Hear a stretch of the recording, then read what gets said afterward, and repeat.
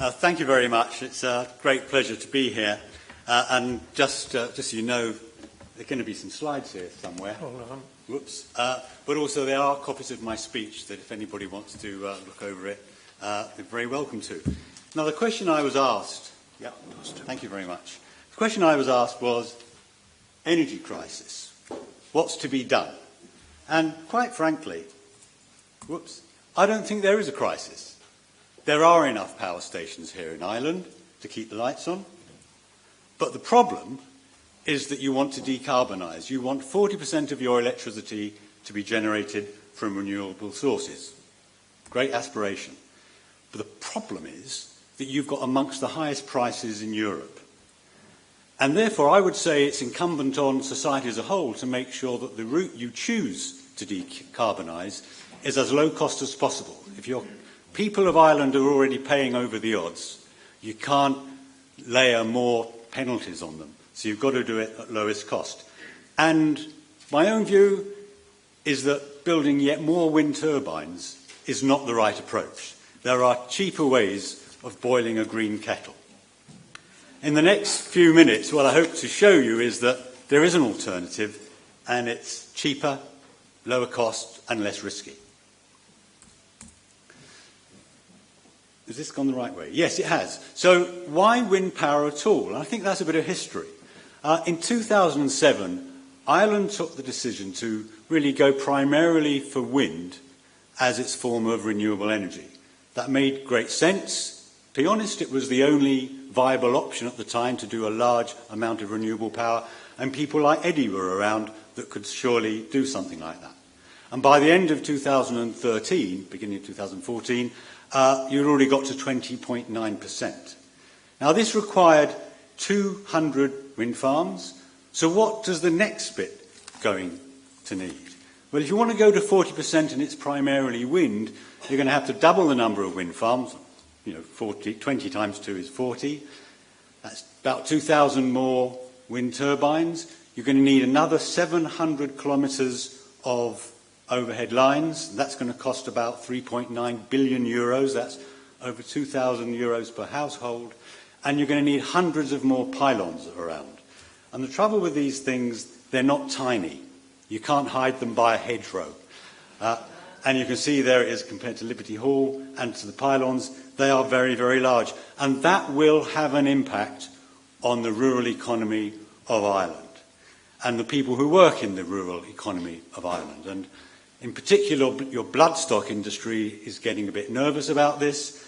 And Anne-Marie, who looks after the legendary Coolmar stud, has said that it's obvious to anyone working with racehorses that industrial-scale wind farms and the associated pylons is simply not compatible with rearing, breeding and racing racehorses. So, is there another way? Well, the thing is, or the problem with wind power, and I have to say for solar as well, is that they are variable. And the problem with electricity, and I've spent my life in the electricity industry and I know, is that it's difficult because you have to balance supply and demand on a minute or on a second by second basis. So when you increase demand, EirGrid has to increase the amount of generation. And when demand falls, you reduce the amount of generation. Now, wind is a variable generation, so as wind goes up and wind goes down, EirGrid has to tell the power stations to increase or decrease. And that causes problems.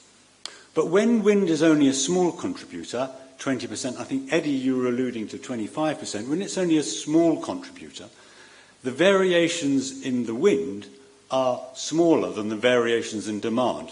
So changes in the wind don't have a drastic impact on the way that EirGrid runs its power stations. But if you want to double the amount of wind power, then it will be the variations in the wind that will determine how EirGrid varies the output of the power stations most of the time. So not only, if you want to accommodate 40% wind, will you need to build transmission lines costing 3.9 billion euros, you're also going to need extra power stations there for when the wind does not blow. You want to keep the lights on. But also, when you change the way that these power stations operate, the gas-fired power stations, then you change their operating efficiency. And you lose efficiency. It's like when you're driving a car. If you're driving a car through Dublin and it's stop, start, stop, start, your fuel consumption is very high. But when you're bombing along the motorway, or let's say just doing 60 or 70 kilometres an hour, your fuel consumption is very low. So it's exactly the same with the impact of wind on the transmission system. The airgrid has to change the way that the power stations operate. And that costs money. You can't ignore it. And the Irish Institute, or Irish Academy of Engineers, tried to work out what these additional costs would be. And Eddie's wind power is, let's say, 7 cents a kilowatt hour. The additional system costs another 3 cents a kilowatt hour. So that's a 40% increase that you just don't see normally. That is the hidden cost of having variable forms of generation on the system. And the industry up to now has kept that really quite secret, to be honest. It's never been published. And these numbers have recently been confirmed by the all-island committees that are linked to your single electricity market. So, whoops, what happened? So my point is that wind power is neither zero carbon nor is it free. When these power stations don't operate at their best efficiency, you emit more carbon dioxide, so your emissions go up. And I just happen to think that there's an alternative, which is repowering of your Money Point power station. Now, Money Point is a big power station down in the southwest of Ireland. I know it quite well because it was commissioned when I started my career. That's how old I am. And it's ideally situated. And the option is that you could burn sustainable biomass at Money Point. Now, what is sustainable biomass? Well, what happened was, in the middle of this last decade, when Ireland was just about to start to think about how are we going to meet our renewables target, a number of utilities around Europe wanted to go green, wanted to go carbon neutral. And they found that they could burn biomass with their coal-fired power stations in it alongside the coal. And the more biomass that they burnt, the more credits they would get for being green. And they started to have technical problems with this, with burning biomass in a coal-fired power station, but they overcame those problems. And also they worked out a way of checking that this biomass that you were growing really was, or burning, really was sustainable. They worked out a way of auditing that you only took the tops of trees, you took the twigs, you took the branches, the stuff that wasn't of use for anything else, the stuff that you'd normally leave on the forest floor when you harvest the trees, that you could make into pellets.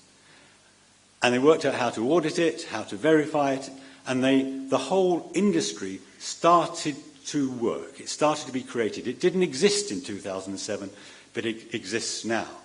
And in Yorkshire, in the UK, a big change happened in so much that one of the power stations there, Drax, decided to convert to sustainable biomass.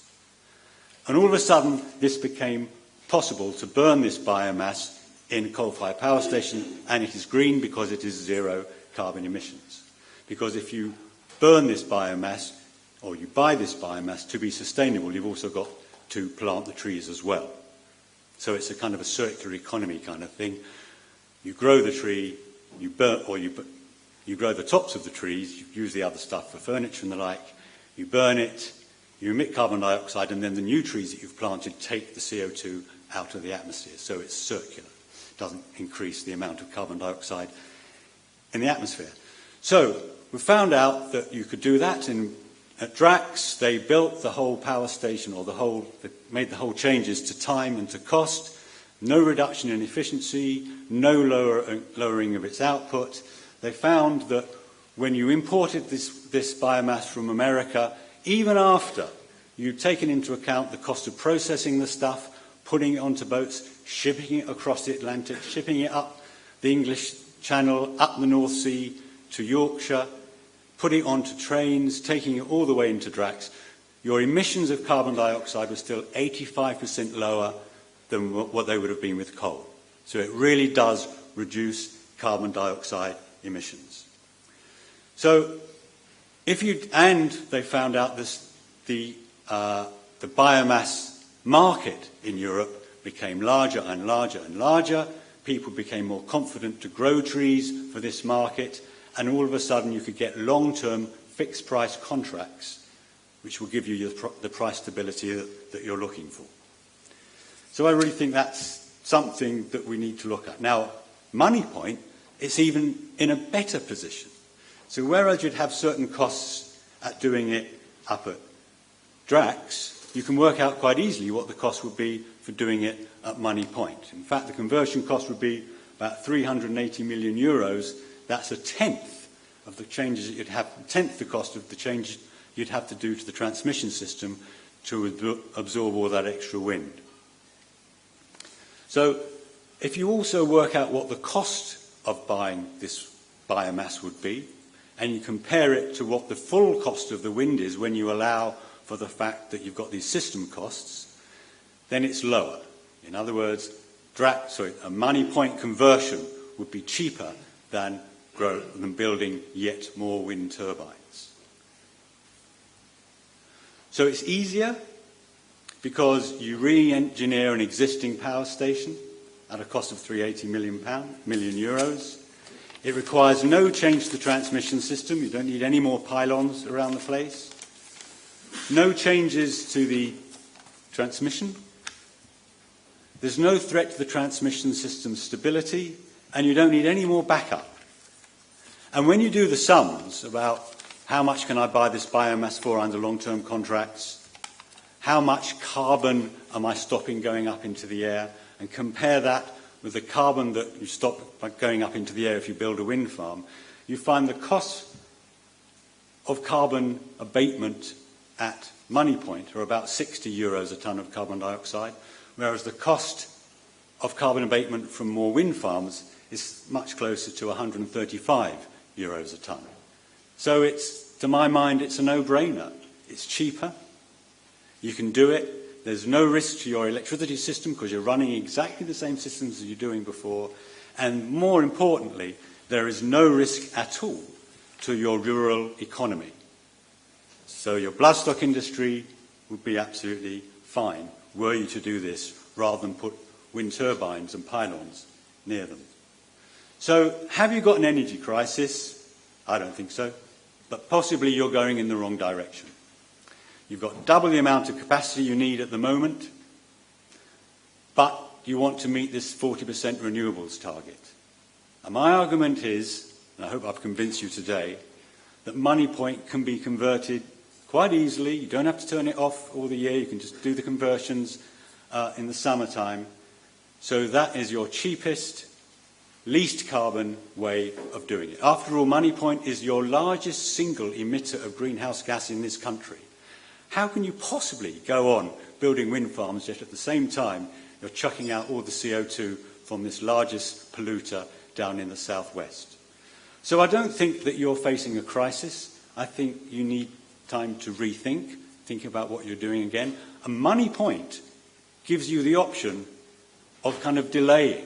You can convert Money Point, delay, and then by then the kind of storage options that Eddie's looking for may well have come into more than just mass production, but their costs would have come down by then. So I recommend to you, now is the time, not for a crisis, but time to have a really good rethink and convert Money Point. Thank you.